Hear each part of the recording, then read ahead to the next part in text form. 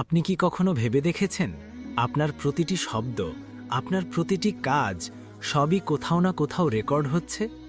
আমরা হয়তো অনেক কিছু ভুলে যাই, কিন্তু আমাদের কাজের হিসাব কখনো হারিয়ে যায় না। আজ আমরা কথা বলবো ইসলামের এক বিশাল শিক্ষা নিয়ে, আর তা হলো ব্যক্তিগত দায়িত্বশীলতা। পবিত্র কোরআনের সূরা আল মুমিনুনের প্রথম আয়াতেই আল্লাহ সফলতার ঘোষণা দিয়েছেন। কিন্তু এই সফলতা তাদের জন্য যারা জীবনকে কেবল বিনোদন মনে করে না। ইসলাম আমাদের শিখিয়েছে, আপনি যা করেন তার জন্য আপনি দায়ী।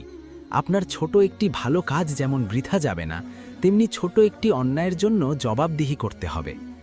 সহিহ বুখারী শরীফের 3761 নম্বর হাদিসটি আমাদের জীবনের মোড় ঘুরিয়ে দিতে পারে।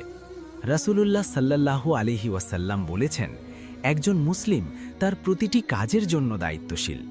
আপনি যদি ছাত্র হন, আপনার পড়াশোনা আপনার দায়িত্ব।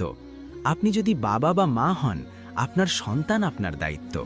আপনি যদি কর্মী হন, আপনার কাজ আপনার আমানত। আজকাল আমরা দোষ চাপাতে ভালোবাসি। কোনো সমস্যা হলে আমরা অন্যের দিকে আঙুল তুলি, কিন্তু ইসলাম বলে, আগে নিজের দিকে তাকাও। আমরা যদি কিয়ামতের দিন আল্লাহর সামনে দাঁড়িয়ে লজ্জিত হতে না চাই, তবে আজ থেকেই আমাদের প্রতিটি কাজ হতে হবে স্বচ্ছ এবং নিখুঁত। তাই আসুন, আজকের দিনটি শেষ করার আগে একটু ভাবি, আজকের কোন কাজটি আমার আমলনামায় গর্বের সাথে থাকবে।